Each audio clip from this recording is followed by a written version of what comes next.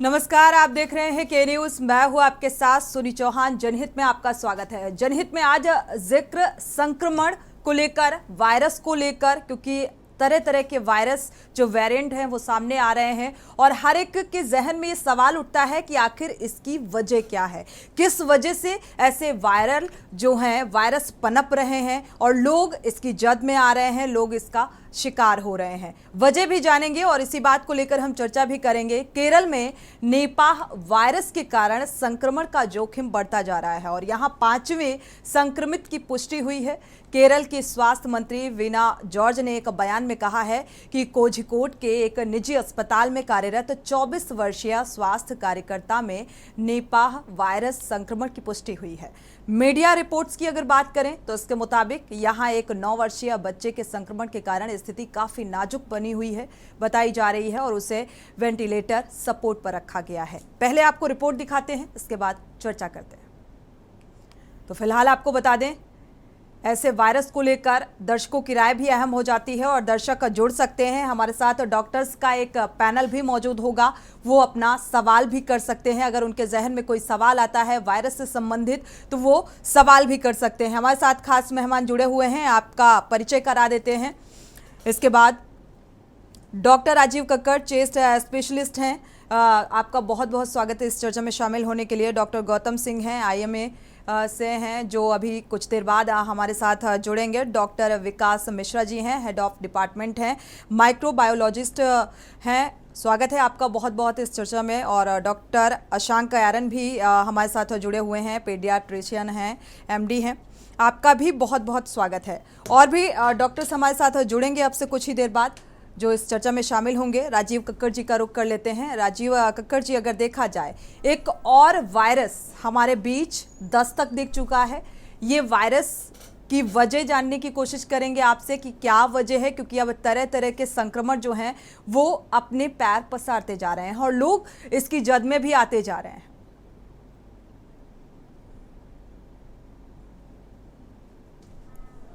Doctor Rajiv Kakkar ji, आपको आवाज मिल पा रही है? अनम्यूट करिएगा अपने आप को। चलिए, मुझे लगता है अभी आवाज नहीं पहुंच रही है डॉक्टर राजीव कक्कड़ तक। हम रुक कर लेते हैं डॉक्टर विकास मिश्रा जी का। डॉक्टर विकास मिश्रा जी, निपाह का संक्रमण, निपाह वायरस का खतरा मंडराने लगा है और लोग अब जैसे कोरोना से डरते थे वैसे अब इस वायरस से भी डरने लगे हैं। इस वायरस की वजह जानने की कोशिश करेंगे आपसे, क्या है ये वायरस? जी, सबसे पहले आपका बहुत बहुत धन्यवाद। जो ये निपाह वायरस की हम बात कर रहे हैं, ये कोई नया वायरस नहीं है, इसी सीजन में आता है। और वायरस की अगर हम फैमिली की बात करें तो ये पैरामिक्सोविरिडी में हेंड्रा जीनस का ये वायरस है। ये एक single stranded negative sense RNA virus है जो कि एनवेलप्ड है कोरोना वायरस की तरह, और ये मुख्यतः चमगादड़ों में इन्फेक्शन करता है। चमगादड़ों की लार और उनके मलमूत्र में पाया जाता है। जब ये चमगादड़ जो होते हैं ये अपना मलमूत्र निकालते हैं या किसी भी फल को झूठा करते हैं, पेड़ पे लगे हुए फलों को, और अगर हम वो वाले फल को कंज्यूम करें या ऐसा फल जो कि इनके मलमूत्र से कंटेमिनेटेड हो तो उसमें ये वायरस मौजूद होता है। और इस वायरस में क्षमता होती है कि ये 3 से 4 दिन तक इसी बैट की, जो स्क्विरल बैट होता है, इसकी लार में 3 से 4 दिन तक सरवाइव करने की क्षमता रखता है। और जब हम इस फ्रूट का कंजम्पशन करते हैं तो ये वायरस हमको हमारे अंदर आ जाता है और प्रवेश कर जाता है। तो मुख्यतः ये जो ट्रांसमिशन है ह्यूमन में, ये फ्रूट्स के द्वारा होता है। दूसरा ट्रांसमिशन ये पिग्स में भी बहुत कॉमन होता है, क्योंकि पिग्स जितने भी होते हैं वो इस तरह के जो फ्रूट्स होते हैं उनका कंजम्पशन करते हैं। और जब पिग में आ जाता है तो हम उस पिग का, जब अगर अनकुक्ड मीट ले रहे हैं, उसको कंज्यूम कर रहे हैं, या कोई हर्ड कैटल जो ब्रीडर्स होते हैं वो इनको फीड कर रहे हैं, तो उनसे ह्यूमन का ट्रांसमिशन हो जाता है। तो बेसिकली ये कांटेक्ट ट्रांसमिशन से फैलता है एक से दूसरे को, और रेस्पिरेटरी ड्रॉपलेट्स के साथ फैलता है। अगर हम इस वायरस इंक्यूबेशन की बात करें तो वायरस की एंट्री के 4 दिन के अंदर मरीज को तेज बुखार आना शुरू हो जाता है। तेज बुखार के साथ साथ मरीज के पूरे बदन में दर्द होता है उसके बाद इसको मेंटल प्रॉब्लम्स शुरू हो जाती हैं, जैसे कि कंफ्यूजन होता है, हेडेक होता है, डिलीरियम होता है, और ये एन्सेफलाइटिस लाइक पिक्चर शो करता है। इसके अलावा अगर जिसकी प्रतिरोधक क्षमता कम है तो ये वायरस रेस्पिरेटरी ट्रैक्ट को भी इन्वॉल्व करता है। तो ऐसे मरीजों में बुखार के साथ रनिंग नोज, खांसी, खांसी के साथ सांस लेने में दिक्कत और उलझन होती है। जैसा कि आपने बताया एक मरीज वेंटिलेटर पे है तो उसको रेस्पिरेटरी के द्वारा हुआ है, और ये बहुत ही बिल्कुल, ये बेहद खतरनाक है और जो वजह आपने बताई ये चौंकाने वाली वजह है। और सबसे अहम बात तो ये कि जब भी कोई बीमार होता है, डॉक्टर विकास मिश्रा जी आपका रुख करेंगे वापस से, अगर देखा जाए कोई बीमार होता है तो मरीज को आप लोग सलाह करते हैं, ये कहते हैं कि आप ज़्यादा से ज़्यादा प्रोटीन जो है वो इनटेक करिए, लाइक फ्रूट्स हैं, हरी सब्जियां हैं, और अब फ्रूट्स के ज़रिए ये ह्यूमन बॉडी में जाता है और इस तरीके से इसके साइड इफ़ेक्ट सामने आते हैं जिसे निपाह वायरस कह रहे हैं, और इसका जो इफ़ेक्ट है वो तेज़ी के साथ देखने को मिल रहा है। हमारे साथ डॉक्टर अशंक एरन जी भी जुड़े हुए हैं, आपका रुख करेंगे। अशंक जी, अगर देखा जाए निपाह वायरस के जो लक्षण हैं वो भी बताएं कि शुरुआती लक्षण क्या है, ये किस तरीके से सामने आया, और वजह भी बताई डॉक्टर विकास मिश्रा जी ने। इससे कैसे बचा जा सकता है? और भी कई वायरस ऐसे सामने आ रहे हैं कि आपने हेल्थ चेकअप कराया, आपको बॉडी में कई तरीके की दिक्कतें सामने आ रही हैं, जॉइंट पेन हो रहा है, बॉडी पेन हो रहा है, बावजूद इसके ये क्लियर नहीं है कि ये कौन सा वायरस है। ऐसी भी स्थितियां बनती हुई नजर आ रही हैं। सबसे पहले तो ये निपा वायरस जो है, ये निपा वायरस ना बहुत अनकॉमन है। ये वायरस का जो इन्फेक्शन है ये बहुत कॉमन नहीं है, और अभी अगर आप देखें तो प्रेजेंटली इंडिया में सिर्फ केरला में एक पर्टिकुलर क्षेत्र में एर्नाकुलम और उसके आसपास जो है वो लिमिटेड है। ये इन्फेक्शन बहुत कम पाया जाता है, तो इसमें कोई अभी पैनिक करने की ज़रूरत नहीं है। हमें ऐसा संकेत नहीं है कि ये तेजी से फैलेगा। जैसे काफ़ी सारे वायरस फैलते हैं अलग अलग मौसम में, इस पर्टिकुलर वायरस के साथ जो उसकी इन्फेक्टिविटी है, यानी कि एक से दूसरे में फैलने की क्षमता, वो बहुत कम है। इस कारण से ये उस तरह खतरनाक नहीं है जैसे कि कोरोना वायरस था जो एकदम सब में फैलता था, और उसका मोड ऑफ स्प्रेड भी जो कोरोना वायरस का था वो मोड ऑफ स्प्रेड भी बाय एयर था। ये हमें उससे इसको कंपेयर नहीं करना। नॉर्मल जो हमारे वायरस इन्फेक्शंस होते हैं मौसम के साथ, जैसे आजकल डेंगू और अलग तरह के वायरल निमोनिया फैल रहे हैं जिनमें जोड़ों में दर्द और बाकी सब परेशानियां होती, उससे इसको कंपेयर नहीं करना है, हमें उससे कंफ्यूज नहीं करना है।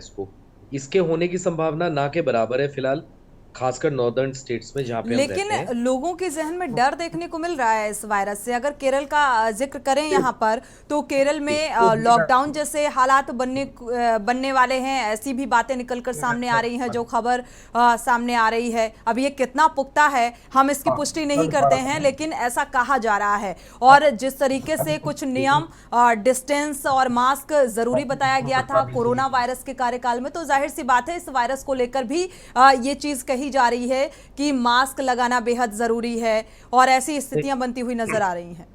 मैं बताता हूँ, इसमें ना हमें उस तरह के प्रिकॉशंस लेने की जरूरत नहीं है।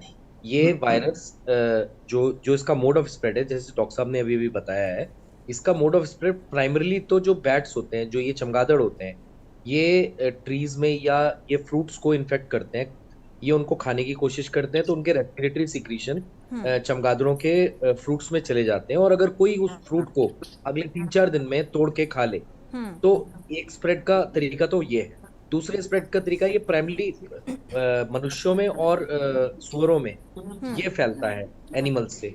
तो अगर कोई सुअर है तो किसी सुअर को ये इन्फेक्शन होता है, उस सुअर की विसिनिटी, उसके आसपास रहने वाले लोग, और उसको कहाँ से होगा, उसको भी इसी तरह के कोई फ्रूट खाने से होगा, और उसके आसपास रहने वाले सुअर या उसकी ब्रीडिंग करने वाले जो मनुष्य हैं उनको ये हो सकता है। तो बेसिकली इसमें हमें जो सावधानी बरतनी है, जो पिग्स की पोल्ट्री रखते हैं, ये फार्मिंग करते हैं, पिग्स को अपने पास रखते हैं, उनको सावधान रहने की जरूरत है। उनको क्योंकि उसके पिग्स फिलहाल के सावधानी रेस्पिरेटरी बरतने की जरूरत है। डॉक्टर विकास मिश्रा जी कुछ कहना चाह रहे हैं, इसके बाद रुख करेंगे राजीव कक्कड़ जी का। जी विकास जी। मैडम बस इतना मैं कहना चाहूंगा कि ये कहना बहुत जल्दीबाजी होगी कि ये बहुत रेयर वायरस है। अगर इसको साइंटिफिकली कहें तो ये बहुत अंडर रिपोर्टेड वायरस है, जी। क्योंकि इसके डायग्नोसिस बनाने में बहुत टाइम लगता है और इसके जो क्लिनिकल फीचर्स होते हैं वो खासकर जापानीज एन्केफेलाइटिस या जो इस तरह की बीमारियां होती हैं उस पे होते हैं। और जो ट्रांसमिशन होता है वो ना केवल सलाइवा के द्वारा होता है। इस सीजन में क्योंकि बारिश होती है, बारिश की वजह से हमारा ड्रेनेज सिस्टम ओवरफ्लो होता है, तो ये जो बैट्स होते हैं जिसके मल में, जिसकी लार में, जिसकी पेशाब में ये पाया जाता है, तो ये ओवरफ्लो के कारण और जगह कंटेमिनेट करता है और उस कंटेमिनेशन के कारण ये केसेस इस समय ज्यादा बढ़ते हैं और ये हर साल केरला में ज्यादा रिपोर्ट होता है। ये बात बिल्कुल सही है, लेकिन अंडर रिपोर्टेड है। टेस्टिंग अभी नहीं इतनी जागरूक हो पाए क्लिनिशियंस इसको टेस्टिंग करने में, लेकिन ये वायरस हर साल इस सीजन में आता है।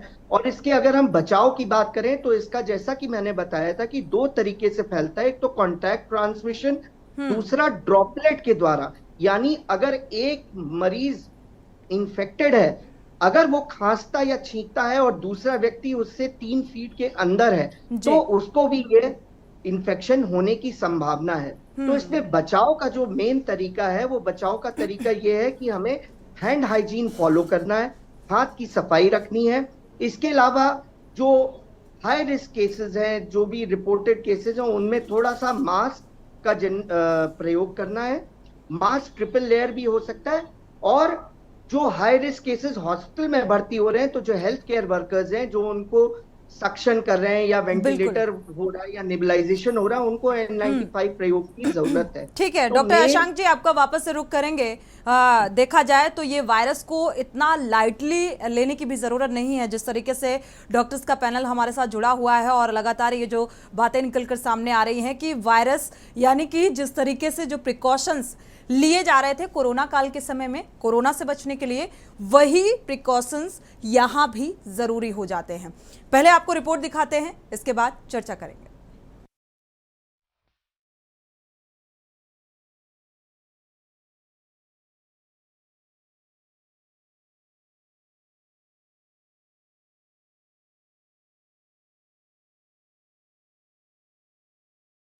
राज्य में निपाह के बढ़ते संक्रमण के मामलों को देखते हुए सरकार ने बुधवार को कोझीकोड और अन्य आसपास के क्षेत्रों में सभी शैक्षणिक संस्थानों को बंद करने का आदेश दिया है। स्वास्थ्य विभाग द्वारा जारी रिपोर्ट मुताबिक संक्रमितों के संपर्क में आए करीब 76 लोगों की भी जांच की गई है। उनकी हालत स्थिर बनी हुई है। डॉक्टरों की टीम ने कहा कि सभी लोगों को इस संक्रामक रोग से बचाव के लिए प्रयास करते रहना चाहिए। आसपास के राज्यों को भी संक्रमण के बढ़ते जोखिमों को लेकर सावधानी बरतने की सलाह दी गई है। आपको बता दें कि कोझीकोड के जिला अधिकारी ने 7 पंचायतों में सभी एजुकेशनल इंस्टीट्यूट, आंगनबाड़ी केंद्र, बैंक और सरकारी संस्थानों को बंद रखने का आदेश दिया है। सुबह 7 बजे से शाम 5 बजे तक सिर्फ दवाइयां और जरूरी चीजों दुकानें ही खोलने की इजाजत है। राज्य में निपाह वायरस के अब तक 4 मामले सामने आ चुके हैं, जिनमें 2 लोगों की मौत हुई है। वहीं राज्य सरकार ने विधानसभा में बताया कि पुणे से नेशनल इंस्टीट्यूट ऑफ वायरोलॉजी की टीम निपाह वायरस की जांच को लेकर केरल आएगी। कोझीकोड मेडिकल कॉलेज में NIV की टीम चमगादड़ों का भी सर्वे करेगी। आपको बता दें, केरल के स्वास्थ्य मंत्री वीना जॉर्ज ने इमरजेंसी मीटिंग बुलाई थी। इसमें सभी विधायकों, जनप्रतिनिधियों, जिला कलेक्टर और स्वास्थ्य विभाग के अधिकारियों के साथ निपाह वायरस से निपटने के लिए जरूरी प्रयासों को लेकर चर्चा हुई। स्वास्थ्य मंत्री ने बताया कि क्षेत्र में कॉन्टेक्ट ट्रेसिंग का काम जारी है। हेल्थ डिपार्टमेंट ने Indian council of medical research के साथ भी बातचीत की और राज्य के प्राइवेट अस्पतालों में मरीजों की ट्रीटमेंट के लिए मोनोक्लोनल एंटीबॉडी की उपलब्धता का आश्वासन दिया गया है। केरल में निपाह से पहली मौत 30 अगस्त और दूसरी मौत 11 सितंबर को हुई थी। दोनों मृतकों के सैंपल जांच के लिए पुणे के नेशनल इंस्टीट्यूट ऑफ वायरोलॉजी में भेजे गए हैं। वहीं केरल के मुख्यमंत्री पिनाराई ने 12 सितंबर को एक पोस्ट कर कहा कि सरकार निपाह वायरस से हुई 2 लोगों की मौत पर गंभीर है। जो लोग मृतकों के संपर्क में थे उनके बारे में पता किया जा रहा है। स्वास्थ्य विभाग ने कोझीकोड में अलर्ट जारी किया है। अभी तक राज्य में आधिकारिक तौर पर निपाह के फैलने की घोषणा नहीं की गई है। आपको बता दें कि केरल के कोझीकोड और मलापुरम जिले में 2018 में निपा वायरस से 17 लोगों की मौत हुई थी। इससे पहले निपा वायरस का मामला 2019 में कोची से सामने आया था। वहीं 2021 में भी कोझिकोड में निपा वायरस का एक केस मिला था। स्पेशल डेस्क के न्यूज इंडिया।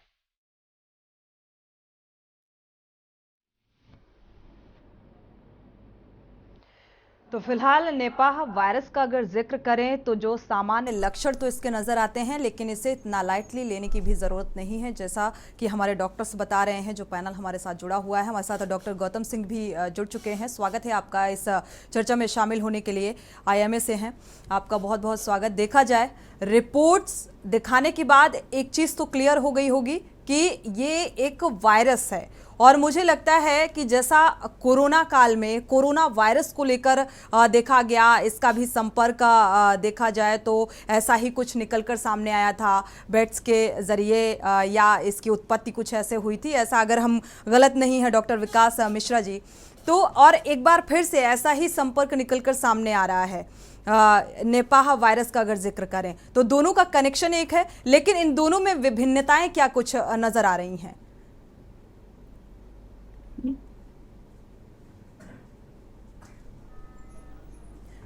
डॉक्टर विकास जी।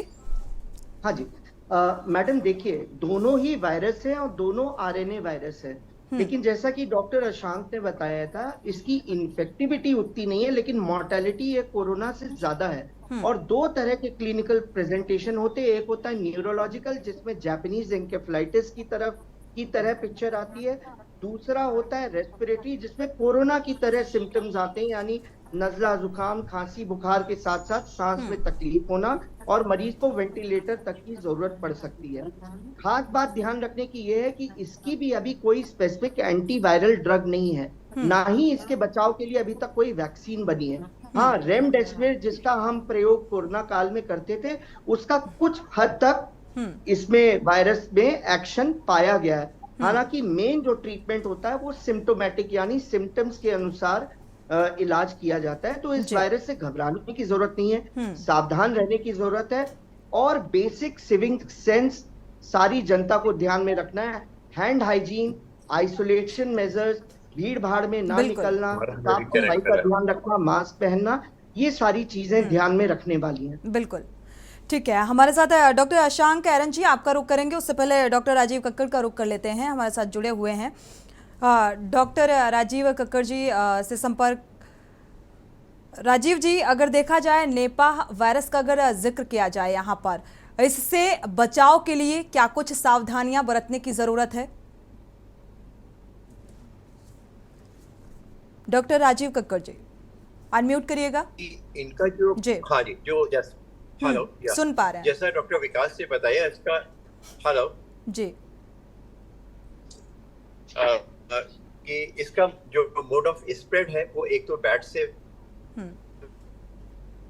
एनिमल है, जो हमारे आसपास एनिमल है, जिसमें पिग है, ये है, शीप है, इनसे भी स्प्रेड होता है, जो कि एक एनिमल से ह्यूमन में स्प्रेड और ह्यूमन की ह्यूमन में स्प्रेड होता है। जैसा कि उन्होंने बताया कि इसमें रिस्पिरेटरी सिस्टम अगर इन्वॉल्व हो जाता है तो ड्रॉपलेट इन्फेक्शन खांसी के द्वारा, अगर कुछ दूर में जैसे कोविड में देखा गया था, वो भी एक RNA वायरस है, ये भी एक RNA वायरस है। वो एक आदमी से दूसरे आदमी, जो इन्फेक्टेड पर्सन है वो दूसरे आदमी को इन्फेक्ट करता है। जो फ्रूट्स है उनसे भी इन्फेक्शन स्प्रेड करता है। बैट से इन्फेक्शन होता है, जो एनिमल जो कि डेथ एनिमल है या जिनके ऊपर कोविड से कंटामिनेशन हो गया है, उससे स्प्रेड होता है। और जो कि बरसात के समय में ओवरफ्लो वाटर होता है, उससे जो फ्रूट्स जहाँ पे स्टोरेज है उसमें अगर इनके बैट के मूत्र या कोई इसके एक्सक्रीटा पाए जाते हैं और उससे कंटामिनेशन फ्रूट का हो जाता है, या फ्रूट को खाने के बाद में होता है, तो उससे भी इसमें स्प्रेड हो सकता है। तो जो हम लोग का कोविड बिहेवियर है, जो नॉर्म्स होते हैं, उनको बचाव रखने के लिए वो बहुत जरूरी है, उसी की तरह से करना पड़ेगा। जैसे मास्क लगाना, जिसको इन्फेक्शन हो गया है उसको अपने आप को आइसोलेट करना। ये बात सही है कि इनका मोड ऑफ स्प्रेड थोड़ा सा स्लो होता है as compared to other viral infection, but ये ज्यादा डेडली है। इसमें एक बार अगर इन्फेक्शन हो जाता है तो उसके बाद में इसमें डेथ होने ज्यादा चांसेस हो जाते हैं, सीरियसनेस ज्यादा होती है, आईसीयू में एडमिशन के ज्यादा चांसेस आते हैं, क्योंकि इसमें सिम्टम्स होते हैं। तो रेस्पिरेटरी सिस्टम, खांसी, बुखार, जुकाम, अगर निमोनिया हो गया है तो सांस में तकलीफ, बिल्कुल। ऑक्सीजन की रिक्वायरमेंट और वेंटिलेटर की जरूरत पड़ती है। और दूसरा इन्फेक्शन जो कि इंसेफ्लाइटिस टाइप के होता है, जैसा कि डॉक्टर ने बताया, अगर ब्रेन पे सूजन आ जाना, चक्कर आना, कभी कभी उसमें झटके या सीजर आ जाते हैं, याददाश्त में कोई कमी हो जाती है, अनकॉन्शियसनेस आती है और पेशेंट डीप कोमा में चला जाता है। तो दोनों ही तरह के सिम्टम्स में हम लोगों को अलर्ट रहने की जरूरत होती है। ज्यादातर अभी तक हम लोगों ने जो वायरल इन्फेक्शन देखा तो उसमें रेस्पिरेटरी इन्वॉल्वमेंट, सोर थ्रोट है, गले में खराश है, जुकाम है, वो तो होता ही होता है। बट लेकिन अगर जब सीवियर सिम्टम्स हो जाते हैं और ब्रेन का इन्वॉल्वमेंट हो जाता है तो दोनों ही सिम्टम्स मिलने लग जाते हैं। तो इसलिए जरूरी है कि दोनों तरह के सिम्टम्स को देख करके उनसे बचाव करा जा सके। जी बिल्कुल, ये बेहद ज़रूरी है कि किस तरीके से बचाव करना चाहिए। जी, आपका रुख करते हैं डॉक्टर गौतम सिंह जी। हाँ, मैं डॉक्टर कक्कड़ की बात में जो है वो सिर्फ एक चीज ऐड करना चाहता हूँ। वो ये है कि इसके साथ साथ जो है ये निपा वायरस के अगेंस्ट जो है महाबलेश्वर में जो रिसर्च हुई थी, जो बैट महाबलेश्वर केव्स के अंदर रिसर्च हुई थी, उसके अंदर ये पाया गया था कि निपा वायरस के एंटीबॉडीज वो बैट के रिजर्वायर में अब देखे जा सकते हैं। तो ये एक अच्छी सूचना है, क्योंकि अगर जो है वो एंटीबॉडीज इनमें डेवलप हो गए हैं तो ये रिजर्वायर जो है अगर वो खत्म हो जाता है तो ये पॉसिबल है कि निपा वायरस जो है जब तक कोई दूसरा रिजर्वायर नहीं देखता तब तक जो है ये जो है वो धरती के ऊपर से जो है वो विलुप्त हो जाए।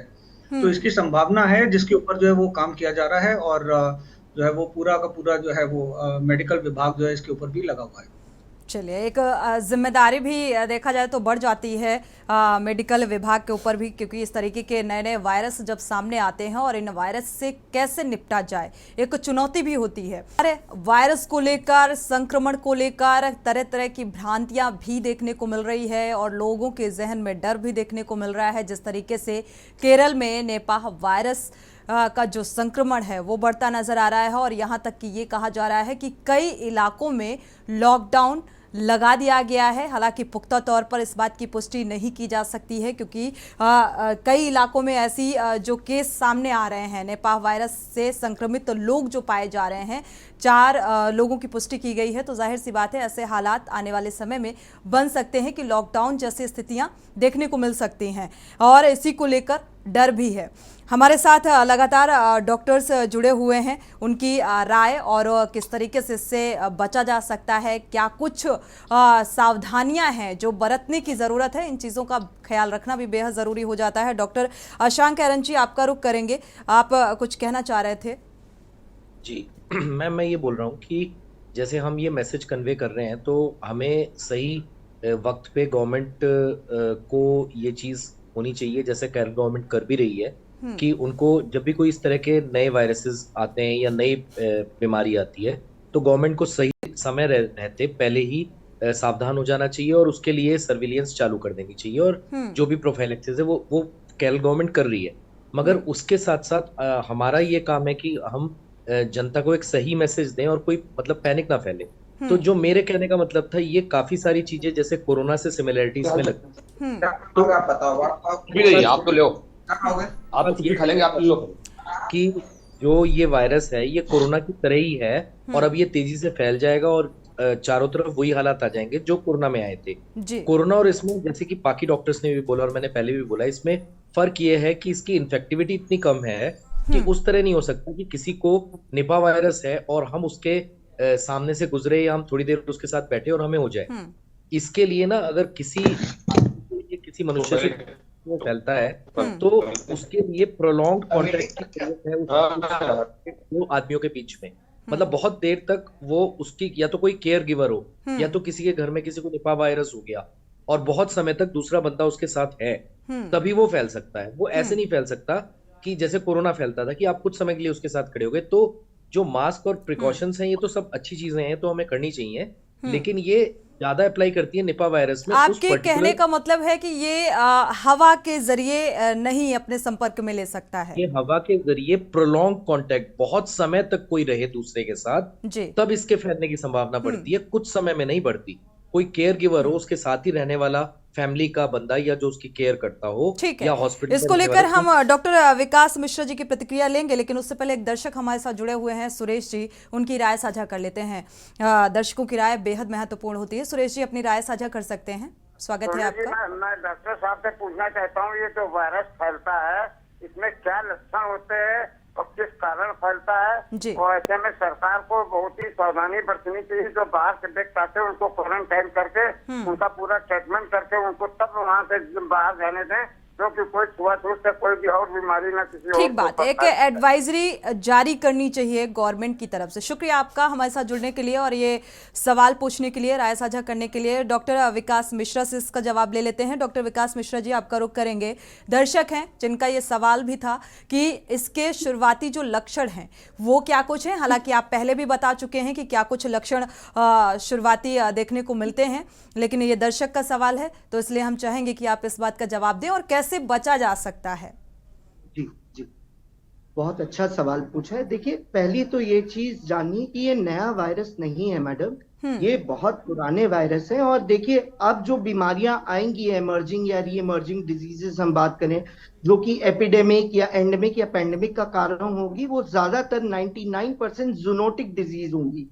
यानी जो बीमारियां जानवरों में पाई जाती थी, क्योंकि हमारी पॉपुलेशन बढ़ती जा रही है, हम इकोलॉजिकल इम्बैलेंस कॉज कर रहे हैं, जंगल कट रहे हैं, पानी जो हो रहा है ज्यादा बरस रहा है, मौसम इधर से उधर बदल रहा है, तो ये जो जानवरों की बीमारियां हैं, हमारी फूड हैबिट्स भी बदल गई। जैसा कि आपने कोरोना के मामले में देखा था, लोग चाइना में बैट्स हो गए, पेंगुलिन हो गए, इनका कंजम्पशन करते हैं जो कि वाइल्ड एनिमल होते हैं। आजकल तो एक्सोटिक ब्रीडिंग भी शुरू हो गई है, लोग जो वाइल्ड एनिमल्स होते हैं उनको पालने का वो करते हैं। तो जो बीमारियां इन जानवरों में पाई जाती हैं, वो बीमारियां अब क्रॉस ओवर करके ह्यूमन बींग्स में आ रही हैं। ऐसा ही निपाह वायरस के साथ है, और ये हर साल केरल में ज्यादा पाया जाता है, क्योंकि वहां पे डेट्स जो होते हैं, जिनको हम खजूर बोलते हैं, उनके जो पेड़ होते हैं, दरख्त होते हैं, उनपे बैट्स जनरली लटकते हैं, सरवाइव करते हैं और वो उनका सेवन करते हैं। इसके साथ साथ वो अपना मल मूत्र जो त्यागते हैं, वो पेड़ों के द्वारा नीचे जमीन पे गिरता है,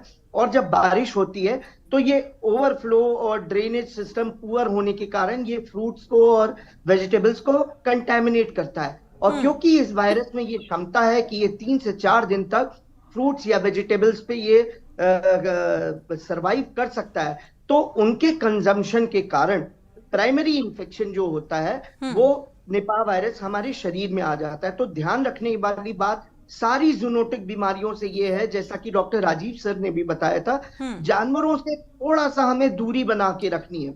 बिल्कुल। और अगर बहुत जरूरी भी है, हम लोग ब्रीडिंग कर भी रहे हैं, तो उसमें हम पूरी प्रिकॉशंस लें, उनको वैक्सीनेट कराएं, हर बीमारी को लेके उनका पालन पोषण अच्छे करें, उनकी साफ सफाई रखें, उनका जो मल और मूत्र है वो ध्यान रखें, जो ब्रीडर्स हैं, ये कम्युनिटी में लेकिन आजकल के इस दौर में देखा होगा कि जानवरों को, एनिमल्स को पालने का भी बहुत ज्यादा एक लगाव ह्यूमन का देखने को मिलता है। पेट्स एनिमल की अगर बात करें, स्ट्रीट एनिमल से दूरी बनाने की जरूरत है या फिर पेट से भी?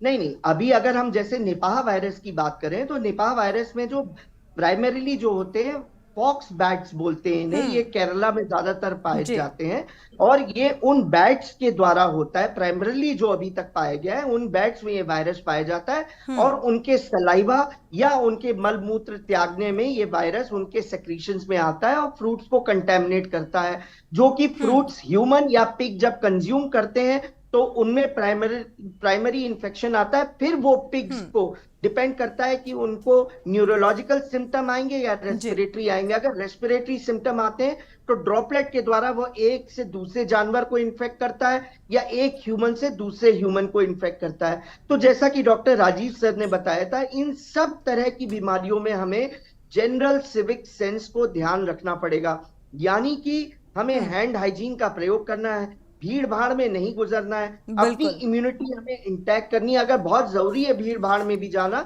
चलिए आगे जान लेते हैं डॉक्टर राजीव कक्कड़ जी से। इसके बाद डॉक्टर गौतम सिंह जी का रुख करेंगे। डॉक्टर राजीव कक्कड़ जी, आपका रुख कर लेते हैं और आपसे जानेंगे कि इम्यूनिटी को स्ट्रॉन्ग करने के लिए क्या कुछ अपनी डाइट में शामिल करना चाहिए, क्योंकि देखा गया है कि वायरस इक्वली होते हैं लेकिन कम ज़्यादा इसका इफेक्ट देखने को मिलता है, लेकिन वायरस होता है, तो इससे किस तरीके से अपने खान पान के जरिए निपटा जा सके, इम्यूनिटी को अपनी स्ट्रॉन्ग किया जा सके?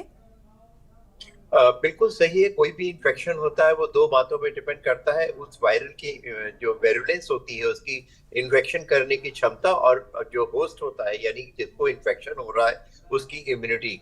कोई भी इम्यूनिटी, जैसे डॉक्टर विकास ने बहुत अच्छे तरीके से पिछले शो में कहा था कि आपकी थाली बहुत कलरफुल होना चाहिए, वो एक बहुत ही अहम चीज है कि बहुत सारे फ्रूट्स होने चाहिए, आपकी ग्रीन वेजिटेबल्स होनी चाहिए, फ्रेश फ्रूट्स होने चाहिए। और जैसा कि डॉक्टर साहब ने बोला है कि जो भी फ्रूट्स आप लें या जो वेजिटेबल लें उसको बहुत अच्छे से धो करके साफ करके उसको यूज करें। अगर वो आपके फ्रिज में या कहीं स्टोर है तो बनाने से पहले फिर से दोबारा उसको धोने की जरूरत है, जिससे कोई भी किसी भी तरह के फ्रूट्स में या कोई भी कंटामिनेशन है उसको वॉश करा जा सके। तो बहुत फ्रेश फ्रूट्स का चाहिए, वो कोई चीजों की तरह डाइट पे वो चीजें नहीं होनी चाहिए जिससे आपकी इम्यूनिटी की फर्क पड़े। दो तरह की डाइट होती है, एक इन्फ्लेमेटरी डाइट, एक होती है जो आपको हेल्दी रखने की diet, non inflammatory diet. Inflammatory diet जिसमें जंक फूड होते हैं, मैदा की चीजें होती हैं, फास्ट फूड होते हैं जिसमें अल्कोहल, टोबैको, ये सारी चीजें जो बॉडी में जाने के बाद में सूजन पैदा करती हैं और बॉडी को डैमेज करती हैं। दूसरी न्यूट्रिटिव चीजें हैं जो फ्रेश फ्रूट्स होते हैं, वेजिटेबल्स होती हैं, ताजा खाना खाएं, ये सारी चीजें। और बहुत जरूरी है कि मौसम के समय उस पर्टिकुलर मौसम में जो फ्रूट्स या वेजिटेबल्स होती हैं उनका कंजम्पशन करें, वो ज्यादा जरूरी है। और एक प्रॉपर स्लीप, नींद बहुत अहम है हमारी जिंदगी में। 6 से 7 घंटे या 8 घंटे की नींद होनी चाहिए। अगर 2 या 3 रात अगर हम कम सोते हैं तो नेक्स्ट डे हमारी स्लीप की वजह से, कम सोने की वजह से हमारी किलर सेल्स जो कि बॉडी की इम्यूनिटी डेवलप करती हैं उनकी मात्रा कम हो जाती है और उसमें हमें इन्फेक्शन होने के ज्यादा चांसेस हो जाते हैं। तो डाइट है, प्रॉपर एक्सरसाइज है, हम लोगों को कम से कम 1 घंटे प्रॉपर एक्सरसाइज की बहुत जरूरी है, वो जो कि ताजी हवा में होना चाहिए, योगा होना चाहिए। और बिल्कुल इसकी कितनी कैपेसिटी है उतना ही आपको एक्सरसाइज करना चाहिए, ओवर एक्सरसाइज भी प्रॉपर नहीं करनी चाहिए। तो ये कुछ चीजें हैं जो अगर हम ध्यान रखते हैं तो हमारी इम्यूनिटी ठीक रहेगी, इन्फेक्शन के चांसेस बहुत कम हो जाते हैं।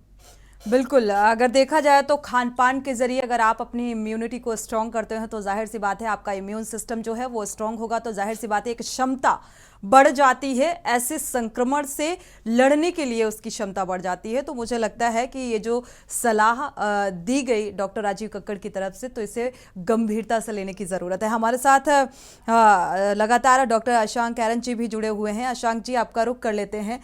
देखा गया, अभी एक दर्शक जुड़े हुए थे, उनका ये कहना था कि जब भी कोई ऐसा संक्रमण सामने आता है, फॉर एग्जांपल अगर कोरोना का जिक्र कर लें तो कोरोना के टाइम में देखा गया कि अगर शुरुआती दौर पर ही एक एडवाइजरी जारी कर दी जाती, क्योंकि ऐसी सिचुएशन में गवर्नमेंट के भी सपोर्ट की बहुत ज़रूरत होती है, मेडिकल जो एजेंसीज होती हैं उनको भी सक्रिय रहने की ज़रूरत होती है। तो अगर शुरुआती दौर पर अंकुश लगा लिया जाए तो मुझे लगता है बचा जा सकता है काफ़ी हद तक।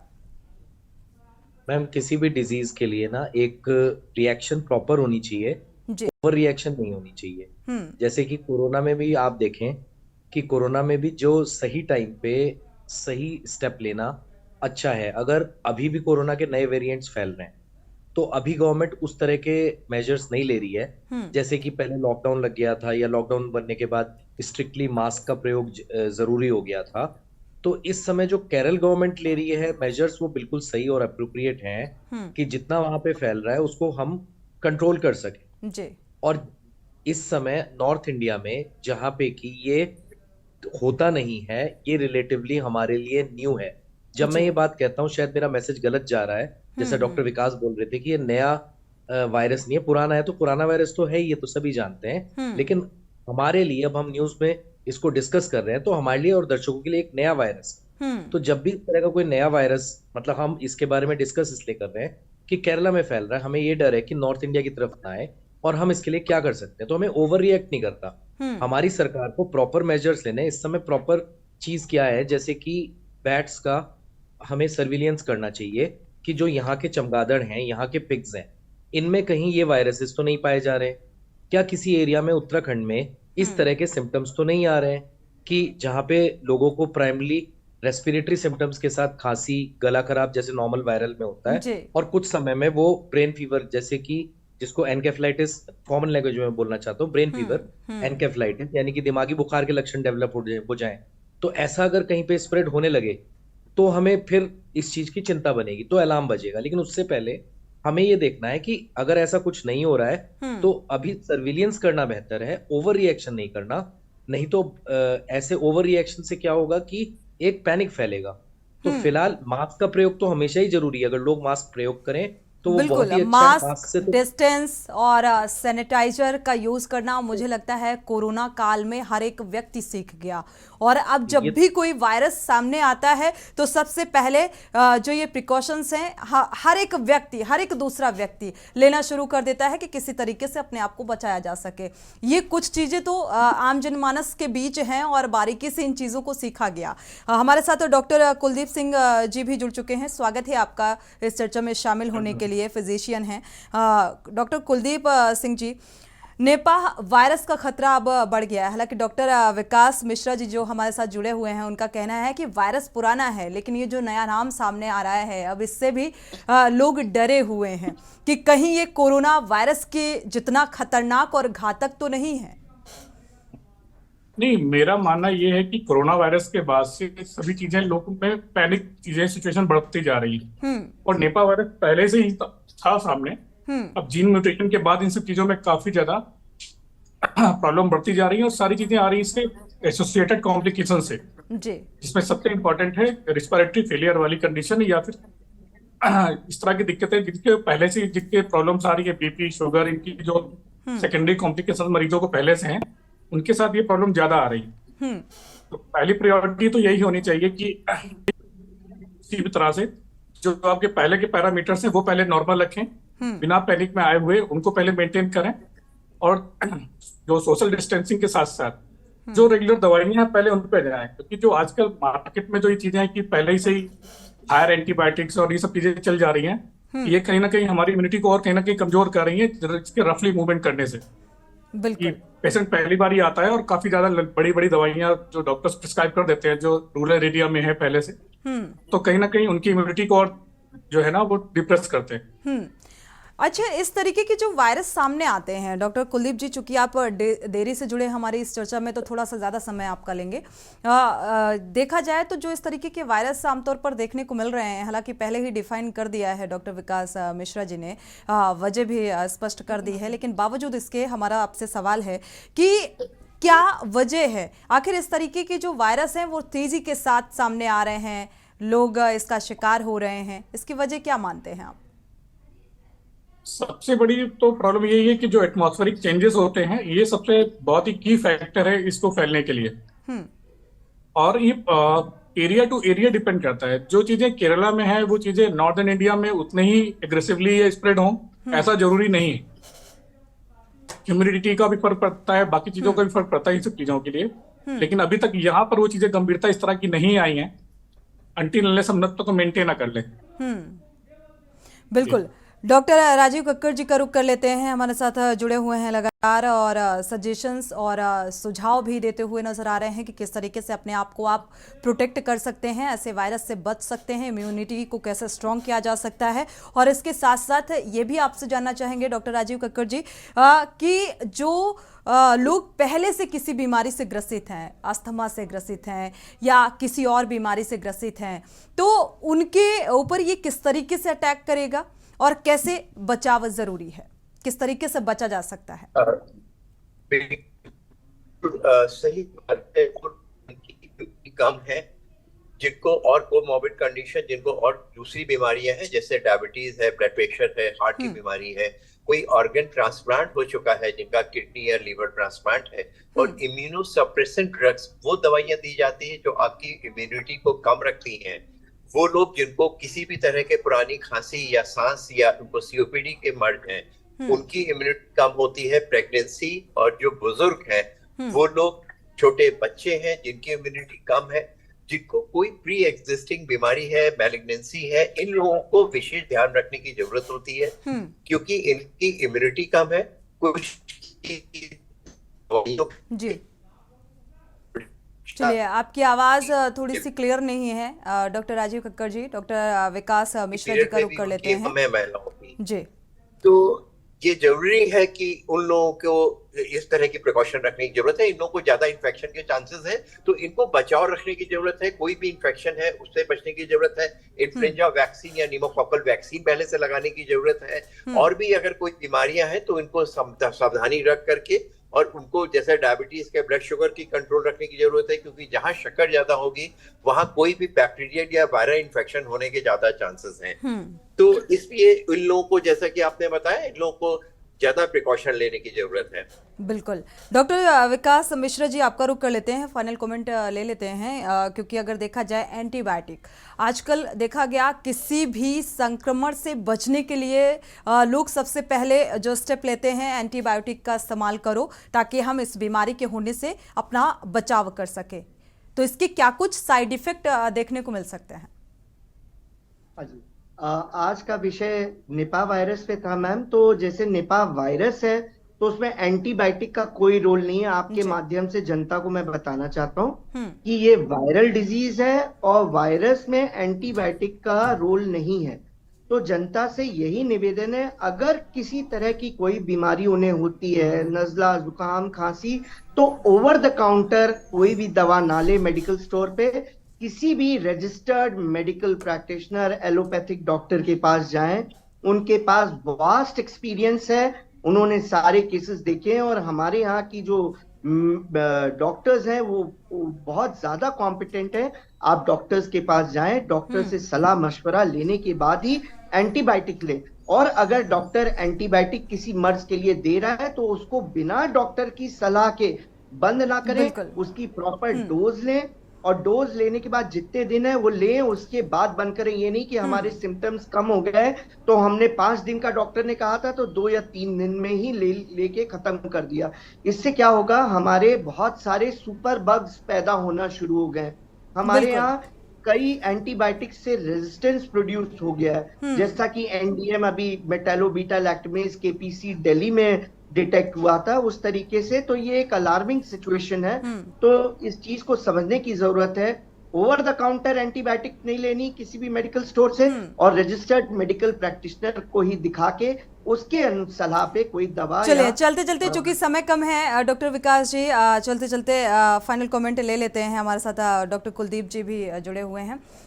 कम शब्दों में फाइनल कमेंट आपका ले लेते हैं। क्या कुछ सावधानियां और बरतने की जरूरत है? निपाह वायरस से भी अब खतरा बढ़ गया है जैसा कि सामने आ रहा है।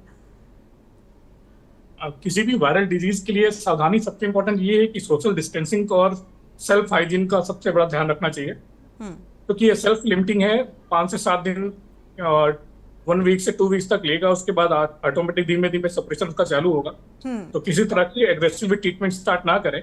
शुरुआत के दिन थोड़े से पैनिक होते हैं, उसके लिए किसी रजिस्टर्ड डॉक्टर से, जैसा डॉक्टर विकास जी ने बताया अभी, तो उसी चीज का पालन करते हुए सेल्फ हाइजीन और सोशल डिस्टेंसिंग इज अ की factor for avoiding any viral disease.